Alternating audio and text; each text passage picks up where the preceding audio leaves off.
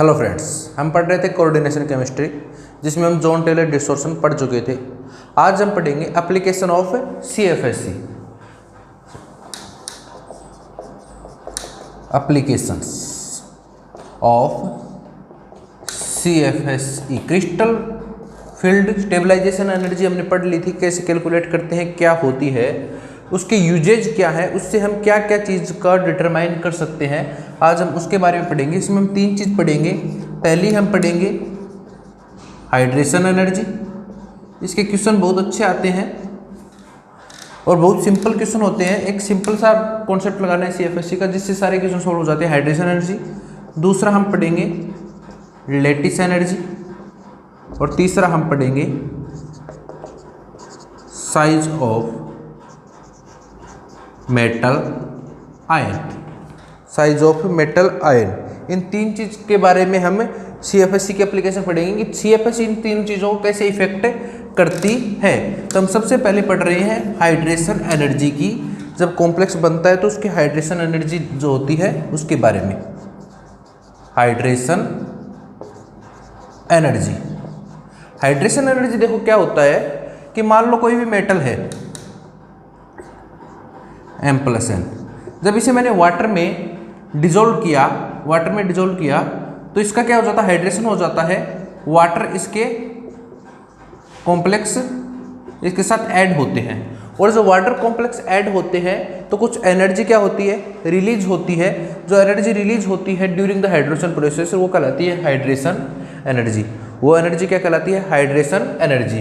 तो hydration energy का simple सा रूल है, हमने सदा से पढ़ते आ रहे कि जो जितना छोटा होता है उसका हाइड्रेशन उतना ज़्यादा होता है। पानी में जाके उसका हाइड्रेशन उतना ही ज़्यादा होता है। हम पढ़ते आते हैं जो जितना छोटा होता है पानी में उसका हाइड्रेशन उतना ही ज़्यादा होता है। हाइड्रेशन ज़्यादा होने का मतलब क्या है, उसके हाइड्रेशन एनर्जी क्या है, ज़्यादा है, ज़्यादा एनर्जी रिलीज हो रही है। तो हाइड्रेशन एनर्जी सबसे पहले डायरेक्टली प्रोपोर्शनल क्या होती है, 1/साइज। साइज जितना छोटा होगा उसकी हाइड्रेशन एनर्जी उतनी ही क्या होगी, कम होगी। और जितना ज़्यादा मेटल पे चार्ज ज़्यादा होगा, अट्रैक्शन उतना ही क्या होगा, ज़्यादा होगा, उतनी ही हाइड्रेशन एनर्जी ज़्यादा होगी। तो हाइड्रेशन एनर्जी दूसरी किस पे डिपेंड करती है, चार्ज। तो याद रखना, सबसे पहले तो चार्ज जितना ज़्यादा होगा उतनी हाइड्रेशन एनर्जी ज़्यादा होगी, और साइज जितनी कम होगी उसकी हाइड्रेशन एनर्जी उतनी ही कम होगी। तो ये यदि मैं एल्कली मेटल की बात करूं तो ये उस पर बिल्कुल फिट बैठता है। एल्कली मेटल की बात करूं, जैसे मैं बात करता हूं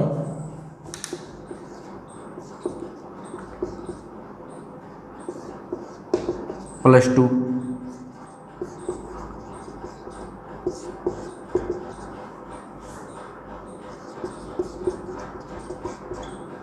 इन तीनों के हाइड्रेशन एनर्जी का कंपेयर पूछे आपसे कि हाइड्रेशन एनर्जी का ऑर्डर क्या होगा, तो सीधा सा तरीका है कि साइज जितना कम होगा, छोटा होगा, उसका हाइड्रेशन एनर्जी उतनी ज़्यादा होगी। तो सबसे ज़्यादा होगा मैग्नीशियम का, 1 नंबर, 2 नंबर और 3 नंबर दे दूँ, तो हाइड्रेशन एनर्जी का ऑर्डर आएगा 1, 2, 3। साइज जितना छोटा उतनी हाइड्रेशन एनर्जी ज़्यादा। चार्ज, जितना ज़्यादा चार्ज होगा उतनी हाइड्रेशन एनर्जी ज़्यादा होगी। यदि मैं MgH2O6 +2 और AlH2O6 +2 की बात करूँ तो हाइड्रेशन एनर्जी किसकी ज़्यादा होगी, +3 की बात करूँ तो इसमें +3 चार्ज है तो इसकी हाइड्रेशन एनर्जी क्या होगी, ज़्यादा होगी। यदि मैं साथ में ले लूँ NaH2O6 प्लस, तो इसकी इससे ज़्यादा होगी। सबसे कम इसकी, फिर इसकी, फिर इसकी। तो जितना ज़्यादा चार्ज उतनी ज़्यादा हाइड्रेशन एनर्जी, जितना साइज कम उतनी ज़्यादा हाइड्रेशन एनर्जी। लेकिन जब बात आए डी ब्लॉक की, कोऑर्डिनेशन कंपाउंड की, तो कोऑर्डिनेशन कंपाउंड जब बना तो एक्चुअल ऑर्डर क्या आना चाहिए था, हाइड्रेशन एनर्जी और कॉम्प्लेक्स। तो यदि मैं कैल्शियम +2 से मैं जा रहा हूं जिंक +2 की तरफ, मैं +2 की बात कर रहा हूं, है ना, कैल्शियम +2 से जिंक +2 की तरफ जा रहा हूं, तो लेफ्ट टू राइट जाने पे साइज क्या हो रही है, कम हो रही है। साइज कम हो रही है तो हाइड्रेशन एनर्जी क्या होनी चाहिए, इंक्रीज होनी चाहिए। ऑर्डर क्या आना चाहिए था, ये आना चाहिए था, कैल्शियम +2 से लेके जिंक +2 तक ये ऑर्डर आना चाहिए था कि भाई जैसे जैसे साइज कम हो रही है हाइड्रेशन एनर्जी बढ़ रही है। लेकिन इन एक्चुअल ऐसा नहीं हुआ। जब एक्सपेरिमेंटल कैलकुलेट की गई तो ऐसा नहीं आया। क्यों नहीं आया? क्योंकि यहाँ तक तो ठीक था पी ब्लॉक तक, लेकिन जैसे ही कोऑर्डिनेशन मेटल में हम जाएंगे, जैसे टाइटेनियम का H2O6+2 का बना रहा हूँ, तो हाइड्रेशन एनर्जी तो है ही है, लेकिन जैसे ये कॉम्प्लेक्स बना तो टाइटेनियम की एनर्जी स्प्लिट हो गई, नीचे T2G आया, ऊपर Eg आया, एक नीचे गया, ऊपर वाला खाली रहा Eg। तो कुछ एनर्जी और रिलीज हुई एक्स्ट्रा। कौन सी एनर्जी? CFSE। किसकी वजह से? हाइड्रेशन कॉम्प्लेक्स बनने के लिए।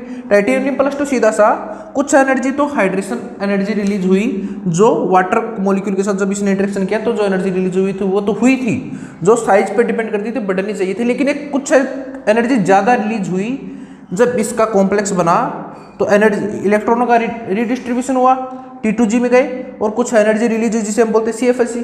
तो ये CFSE भी इसके साथ रिलीज हुई, तो ये CFSE क्या करेगी? इसको इफेक्ट करेगी। इसको CFSE क्या करेगी? इफेक्ट करेगी। तो कोऑर्डिनेशन मेटल के लिए हाइड्रेशन एनर्जी क्या हो जाएगी? कोऑर्डिनेशन मेटल के लिए हाइड्रेशन एनर्जी क्या हो जाएगी? Hydration energy experimental is equal to आ जाएगी hydration energy calculated plus CFSE। Plus CFSE मतलब ये भी रिलीज हो रही है और ये भी रिलीज हो रही है। ऐसा नहीं है कि आपकी CFSE आती है -0.4 डेल नोट तो आप माइनस कर दोगे, ऐसा नहीं है। प्लस CFSE का मतलब ये भी रिलीज हो रही है, और ये माइनस साइन तो क्या बता रहा है कि ये बाहर निकल रही है। हाइड्रेशन एनर्जी भी रिलीज हो रही है, ये एनर्जी भी रिलीज हो रही है। ठीक है, जैसे Ti H2O6+2 की बात करूं तो इसमें क्या होता है? अपना CFSE कितनी आती है? इसकी CFSE आती है, निकालोगे तो आप यहाँ पे एक इलेक्ट्रॉन भरा जाएगा तो ये आ जाएगी -0.4 डेल नोट। तो इसकी हाइड्रेशन एनर्जी कैलकुलेटेड से 0.4 डेल नोट क्या आई? ज़्यादा आई।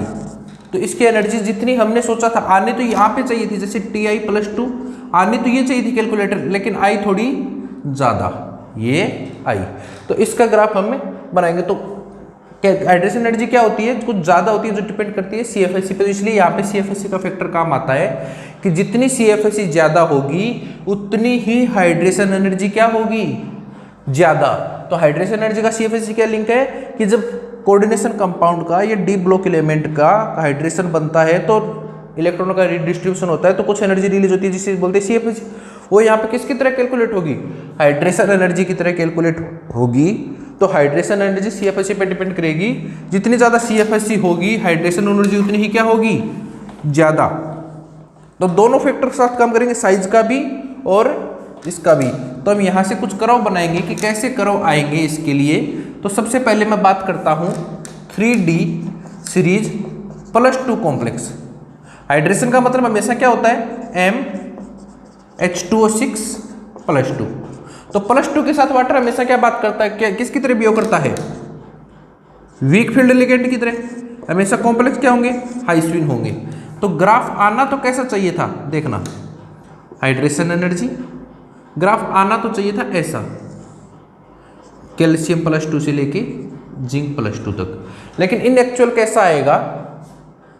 D1 में CFSE बढ़ेगी, देखना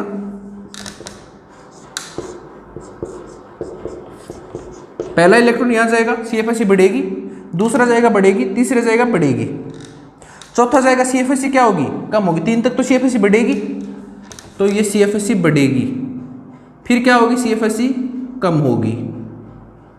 D5 आती, ये आ गया D5 Mn+2, फिर क्या होगी? CFSE वापस बढ़ेगी और फिर कम होगी। ठीक है, तो ग्राफ आना तो चाहिए था ऐसा, लेकिन कैसा आया?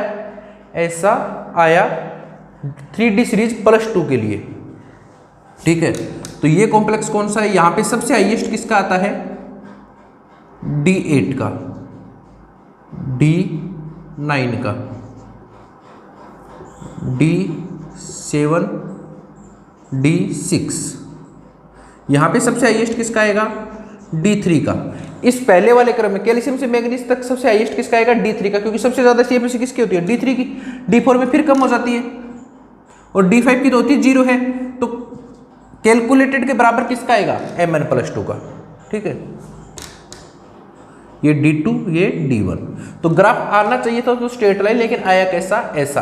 तो कोई आपसे पूछे कि कौन सी कोऑर्डिनेशन मेटल का हाइड्रेशन एनर्जी कैलकुलेटेड के बराबर आती है, कितनी कोऑर्डिनेशन मेटल की हाइड्रेशन एनर्जी कैलकुलेटेड के बराबर आती है, 1 2 3, 3 मत कर देना, कितनी, 1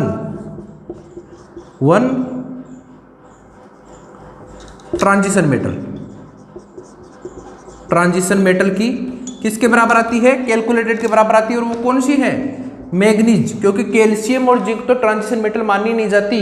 कैल्शियम क्या है, एल्किली अर्थ मेटल, और जिंक क्या है, मेन ग्रुप एलिमेंट D10। तो सिर्फ एक ट्रांजिशन मेटल की हाइड्रेशन एनर्जी कैलकुलेटेड के बराबर आती है। तो इस लाइन पे कौन आती है ट्रांजिशन मेटल, सिर्फ Mn+2, और बाकी वैसे कितनी आएंगी, 3, कैल्शियम+2, Mn+2 और जिंक+2। तो देखना इस ग्राफ में सबसे हाईएस्ट कौन होगा, D3, और इस ग्राफ में सबसे हाईएस्ट कौन होगा, D8। ओवरऑल सबसे हाईएस्ट कौन है हाइड्रेशन एनर्जी में, D8। तो सबसे ज्यादा किसकी हो जाती है, D8 की, सबसे ज्यादा किसकी हो जाती है, D8 की। ठीक है, तो यहां पे ऑर्डर देखना, सबसे ज्यादा आता है D8, फिर आता है D9, फिर आता है D10, फिर आता है D7, है ना। और इस वाले ग्राफ में कौन आता है, सबसे पहले आता है D3, फिर D4, D5, D2। ठीक है, इस वाले ग्राफ में। और ओवरऑल देखोगे तो D8 के बाद कौन आएगा, D8, फिर D9, फिर D10, D3, D4, D5, ये D2 थोड़ा नीचे रहता है ना, D1। तो इस प्रकार से ग्राफ आएगा। तो आपको मेनली ये याद रखना है, सबसे हाईएस्ट कौन हो जाएगा, D2। जैसे गेट में क्वेश्चन आया था, आपको हाइड्रेशन एनर्जी कैलकुलेट करनी थी, TiH2O6+2 एक number, VH2O6+2 2 number, MnH2O6+2 3 number, और निकल H2O6+2 4 नंबर। इनका आपको हाइड्रेशन एनर्जी का ऑर्डर निकालना था कि हाइड्रेशन एनर्जी का ऑर्डर क्या होगा। देखना, यदि हम मैं डायरेक्ट सिर्फ साइज के मीटर से कैलकुलेट करूं, सिर्फ साइज के हिसाब से करूं, तो ऊपर से नीचे जाने पे साइज कम होती है। तो ऑर्डर क्या आना चाहिए था, 4 3 2 1, ये आना चाहिए था, लेकिन ऐसा नहीं होता। सिर्फ साइज से देखे तो ये आना चाहिए था, क्योंकि ऊपर से नीचे जाने पे साइज क्या होती है, लेफ्ट टू राइट जाने पे साइज कम होती है। लेकिन यहाँ पे ये ऑर्डर नहीं आएगा, यहाँ पे CFS फैक्टर करेगी। सबसे ज्यादा कौन होता है, D8 होता है हमेशा, 4 नंबर। फिर देखना ये क्या है, D3, और ये क्या हो जाता है, D5। D5 हमेशा कैलकुलेटेड पे आता है, D3 D5 से ज्यादा है, क्योंकि इस ग्राफ में तो सबसे ज्यादा D3 है, इस ग्राफ में सबसे ज्यादा D8 है, तो D5 से तो D3 ज्यादा है। तो फिर कौन आएगा, 2 नंबर, फिर 3 नंबर D5, और D1 क्या है, सबसे लोवेस्ट 1 नंबर। एक्चुअल ऑर्डर क्या आ जाएगा, ये है गेट का क्वेश्चन। ठीक है, तो ये तो आपका था +2 में हाइड्रेशन एनर्जी निकालना। सबसे हाईएस्ट कौन रहेगा, D8, D3, D5, D1। ठीक है, ये थोड़ा सा आपको ऑर्डर याद रखना है। ये तो मैंने ग्राफ बनाया एक। दूसरा ग्राफ देखना कैसा आएगा। अब मैं बात करता हूं 3D मेटल है और +3 स्टेट है, यानी कि MH2O6+3 की बात करता हूं। तो देखना ग्राफ तो एक्चुअल तो ऐसा आना चाहिए था, लेकिन आएगा कैसा देखना, वही M+3 की कैल्शियम +3 तो होगा ही नहीं। यहां पे कौन आ जाएगा, स्कैंडियम +3, स्कैंडियम +3 आ जाएगा ना। अब +3 का जब मैं ग्राफ बनाऊंगा तो देखना स्कैंडियम +3 D0 हो जाएगा, D0 से D5 तक तो ये क्या रहेगा, हाईस्वी नहीं रहेगा। हाईस्वी नहीं रहेगा तो वही ऑर्डर आएगा जो पहले आता था। ये कौन हो जाएगा, Fe+3, यही होगा ना।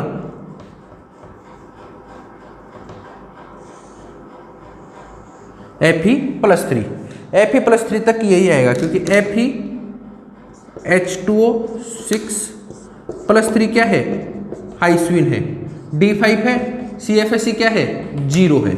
तो ये यहाँ लाइन पे आ गया। अब देखना क्या है, जैसे मैं D6 करता हूँ, कोबाल्ट H2O6+3 करता हूँ, ये D6 है। तो आपको पता है कोबाल्ट+3 के साथ वाटर किसकी तरह बिहेव करता है, लो स्विन की तरह बिहेव करेगा। तो अचानक सारे के सारे क्या हो जाएंगे, पेड हो जाएंगे, और CFSE 0 से क्या हो जाएगी, बहुत शार्प इंक्रीज हो जाएगी, और फिर क्या आएगी, नॉर्मल आएगी। ठीक है, ये थोड़ा सा मैं चेंज कर देता हूँ ग्राफ को, ये बहुत शार्प इंक्रीज होगी, फिर क्या आएगी, नॉर्मल आएगी। तो ऐसा एबनॉर्मल बिहेव दिखाता है। तो यहाँ पे सबसे ज्यादा CFSE हमेशा किसकी होती है, D6 की हाइड्रेशन एनर्जी, मेटल+3। ठीक है, सबसे ज्यादा किसकी होती है, D6 की, न कि D7 की। ठीक है, कोबाल्ट H2O6+3 की हाइड्रेशन एनर्जी हमेशा क्या होती है, सबसे ज्यादा होती है। ठीक है, और +2+3 के कंपेयर में मैं आपको बता चुका हूं, जितना ज्यादा चार्ज उतनी ज्यादा हाइड्रेशन एनर्जी। ये मैं ग्राफ बना चुका। दूसरा कि कैसे, कि आप ऑब्जर्व करोगे किसकी हाइड्रेशन एनर्जी ज्यादा है। यहां पे तो वो पहले वाला ऑर्डर ही रहेगा, D3 की सबसे ज्यादा। D3 कौन होगा, क्रोमियम+3 की सबसे ज्यादा। लेकिन यहां कौन हो जाएगा, D6 कौन है, कोबाल्ट+3 की सबसे ज्यादा हो जाएगी, क्योंकि यहाँ पे ये हाई स्विन से किस में कन्वर्ट हो जाता है, लो स्विन में कन्वर्ट हो जाता है। ठीक है, ये हाइड्रेशन एनर्जी निकाल सकते हो इससे। अब मैं बात करता हूं किसकी, 4D सीरीज की, 4D एंड 5D की। तो +2 हो चाहे +3 हो, अपने को पता है 4D और 5D हमेशा क्या होती है, लो स्विन होती है, हमेशा क्या होती है, लो स्विन होती है। तो ग्राफ तो कैसा बनना चाहिए, वही आना चाहिए, ऐसा आना चाहिए। लेकिन हमेशा लो स्विन होता है, तो D1 से D6 तक तो क्या होगी, CFSE इंक्रीज होगी। क्यों, ग्राफ ऐसा बनेगा, 1 2 3 इंक्रीज हुई, 4 भी यही जा रहा है, 5 भी यही जा रहा है, 6 भी यही जा रहा है। तो CFSE लगातार इंक्रीज हो रही है। 7 में क्या होगी, कम होगी। तो इसका ग्राफ आना तो ऐसा चाहिए था, आएगा कैसा, 6 हाइएस्ट कौन रहेगा, D6। ठीक है, +2 की बात कर रहा हूं मैं, है ना। तो इसका ग्राफ कैसा आएगा, ऐसा आएगा, हाइड्रेशन एनर्जी और मेटल+2। कौन सी सीरीज, 4D 5D। तो सबसे हाइएस्ट कौन रहेगा, D6। ठीक है, इसका ग्राफ आएगा ऐसा। ये है order of hydration energy, order of hydration energy निकाल सकते हो। अब आपसे कोई पूछे, CFSE पूछे तो भी निकाल सकते हो, कोई CFSE पूछे तो भी निकाल सकते हो। जैसे देखना,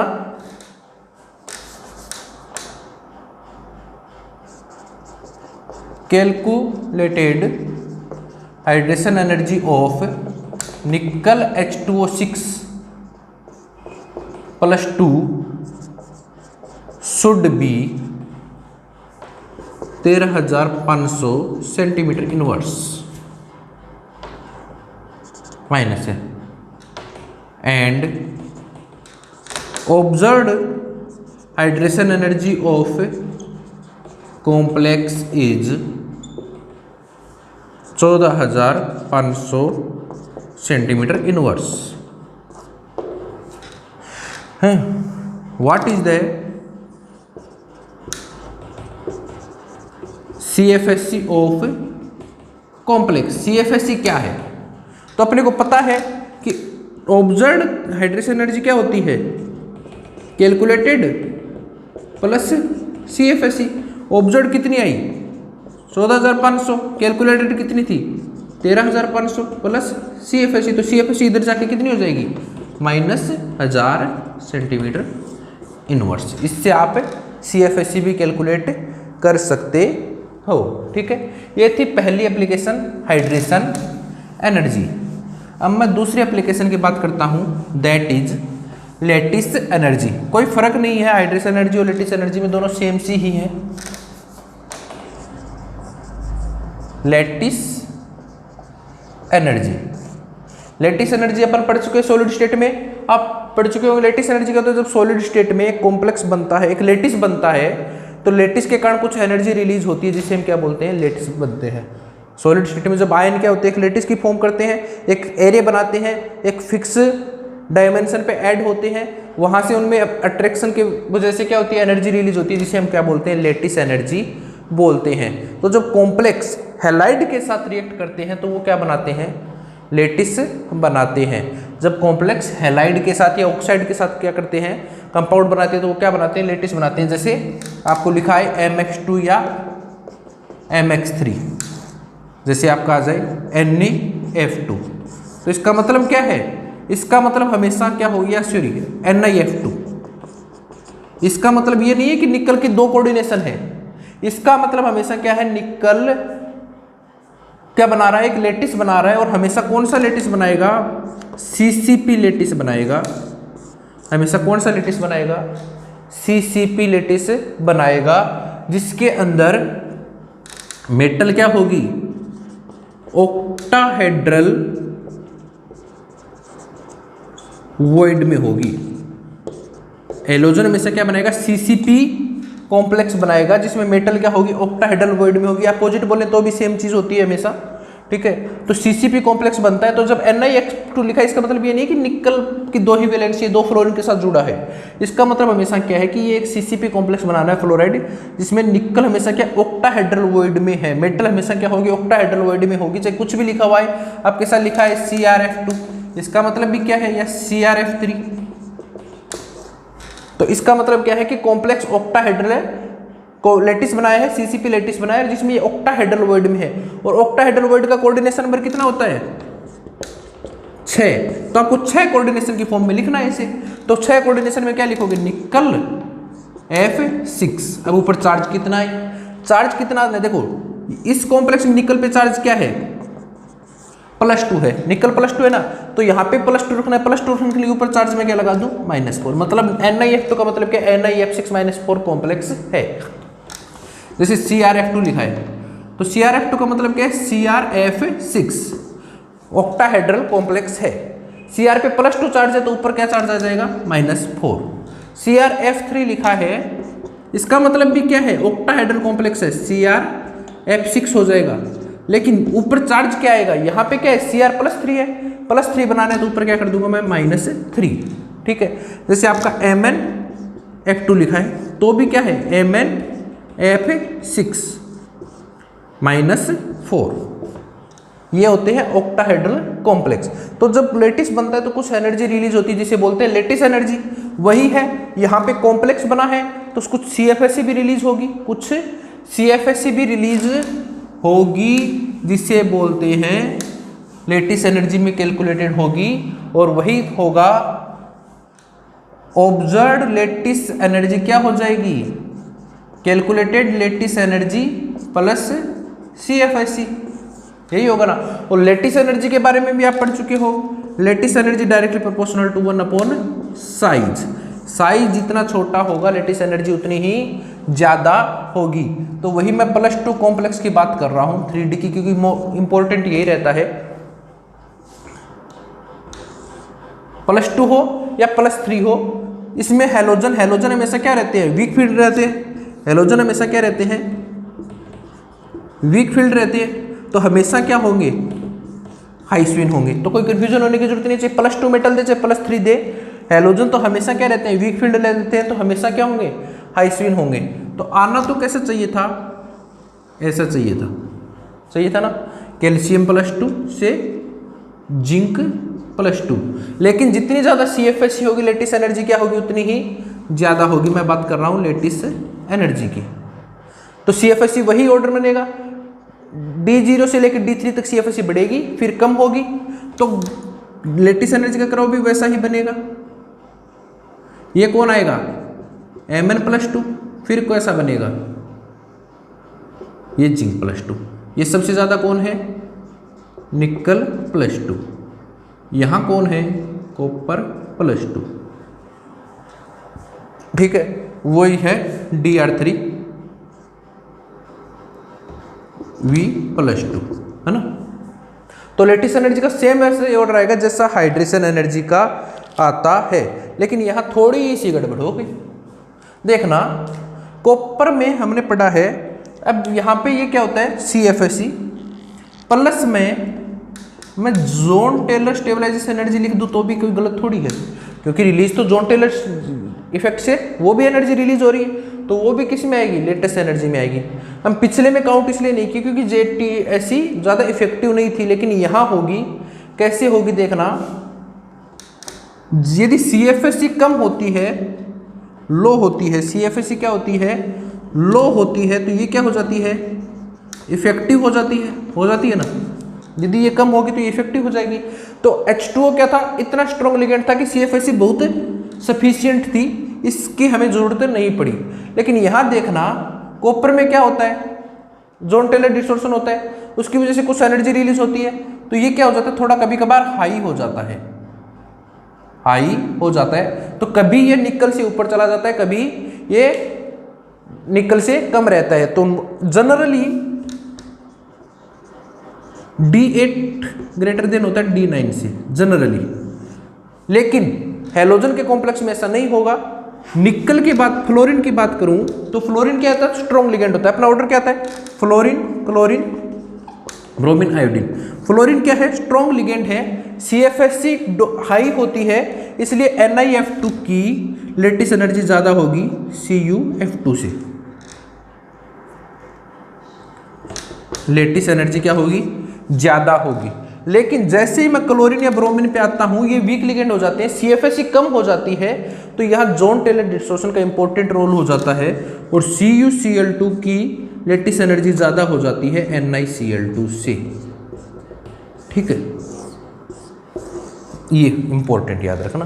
बाकी वैसा ही ग्राफ बनेगा, सबसे ज्यादा D8, फिर D3, D5, D0, D1, वो जो हाइड्रेशन एनर्जी का था वही बनेगा। सिर्फ यहाँ पे फ्लोरीन तक वही रहेगा, लेकिन क्लोरीन आपने पे लिगेंड क्या होता है, वीक हो जाता है, CFSE कम हो जाती है, तो जॉन टेलर भी अपना इफेक्ट दिखाता है और ये हाई चला जाता है। ठीक है, ये बात मैंने की लेटिस एनर्जी की। तीसरी बात अपन करते हैं radius of metal ion. Radius of metal ion देखना, तीसरी बात करता हूं मैं,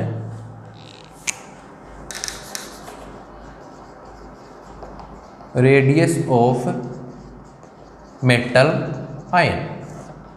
मेटल आयन की रेडियस के बारे में बात करता हूं। देखना रेडियस मेटल आयन की कैसे कैलकुलेट करते हैं। अपने पास कोई ऐसा साधन है ही नहीं कि मैं एक इंडिविजुअल कंपाउंड की रेडियस से फाइंड आउट कर सकूं। रेडियस फाइंड आउट करने का एक ही तरीका है, क्या है, जैसे मैं बात कर रहा हूं गैसों की, O2 की, तो O2 एक ऑक्सीजन ये है, एक ऑक्सीजन ये है, दोनों बॉन्डेड है। एक्सरे फाइंड आउट, एक्सरे लगाता हूं, इसका न्यूक्लियस मिलता है, इसका न्यूक्लियस मिलता है, हमें दोनों न्यूक्लियस के बीच की डिस्टेंस मिल जाती है और उसे मैं आधा कर देता हूं, तो ये मैं बता देता हूं कि भाई इसकी रेडियस है। मैं अकेले ऑक्सीजन की रेडियस कभी फाइंड आउट नहीं कर पाता।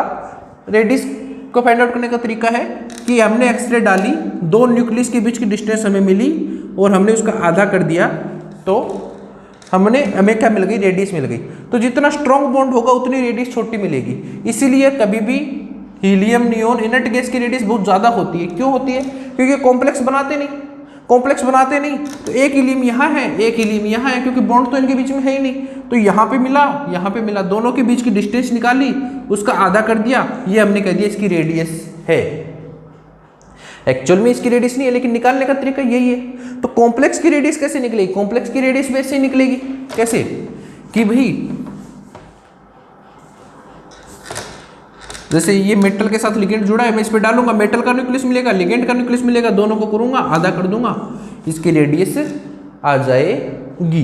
ठीक है, ये रेडियस आएगी। तो मैं आपको यदि फ्री आयन और कॉम्प्लेक्स की रेडियस पूछूं तो हमेशा अपने को पता है कि कॉम्प्लेक्स की रेडियस क्या होगी, कम होगी। कॉम्प्लेक्स की रेडियस कम होगी फ्री आयन से कम होगी।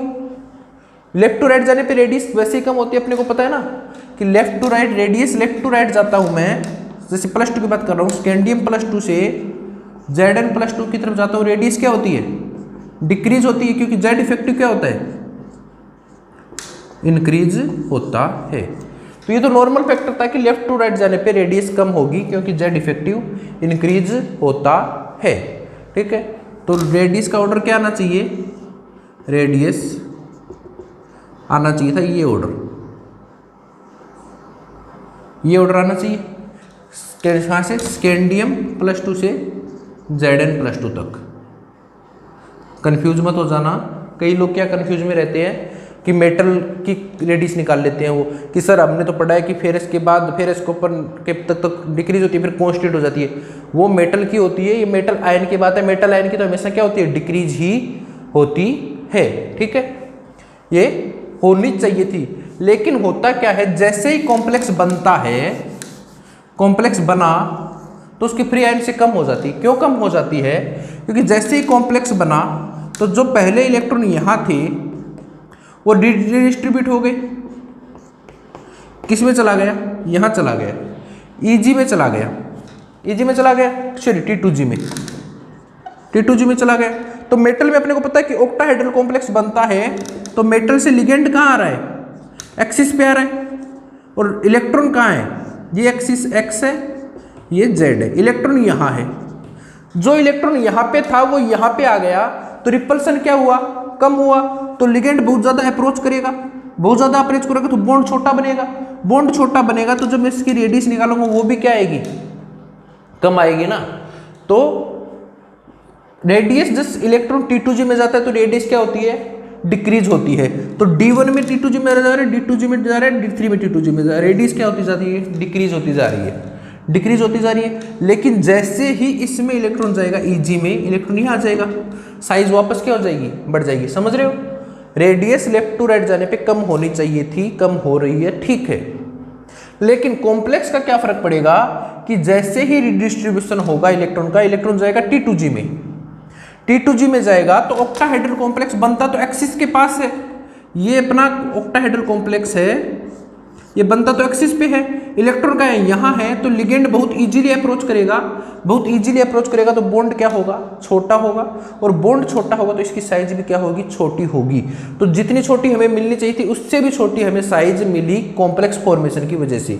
तो जितने ज़्यादा T2G में इलेक्ट्रॉन होंगे उतनी साइज छोटी होगी। लेकिन जैसे D1 D2 D3 D1 D2 D3 इसमें तो इलेक्ट्रॉन कम होंगे, लेकिन जैसे ही D4 में जाएगा तो इलेक्ट्रॉन एक्सिस पे आ गया, साइज वापस क्या हो जाएगी, बढ़ जाएगी, वापस क्या हो जाएगी, बढ़ जाएगी।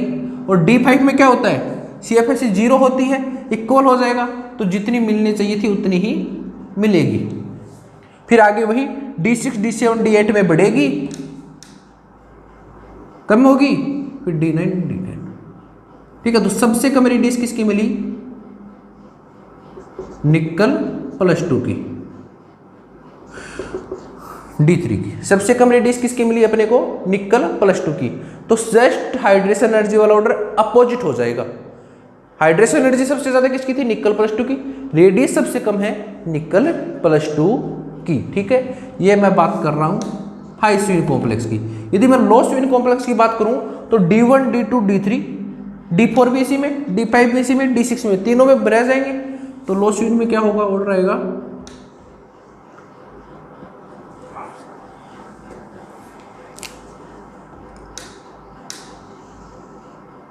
सबसे लोवेस्ट कौन होगा, D6। सबसे लोवेस्ट कौन होगा, D6। ये किसका ऑर्डर है, लो स्विन का।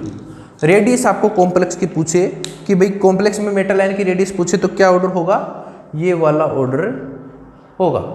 ठीक है, तो जिंक से भी छोटी साइज किसकी हो जाएगी, निकल +2 की, कॉपर से भी छोटी निकल +2 की, Mn से छोटी V+2 की। तो आपसे पूछे कि रेडियस ऑफ VH2O6 +2 और MnH2O6 +2, तो रेडियस का ऑर्डर पूछे कि भाई किसका छोटा है, किसका छोटा है। तो अपने को ऐसा मत करना कि Mn बाद में आता है तो ये छोटा होगा, ये देखना Mn होना तो छोटा चाहिए था लेकिन वेलिडियम छोटा हो जाता है, तो ये छोटा है।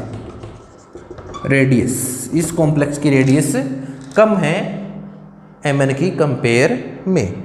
That is effect of CFSE। CFSE की एप्लीकेशन जिसमें हाइड्रेशन एनर्जी मोस्ट एग्जाम में पूछी जाती है, जिसमें सबसे ज़्यादा किसकी होती है, D8 की सबसे ज़्यादा होती है हमेशा। ठीक है, थैंक यू।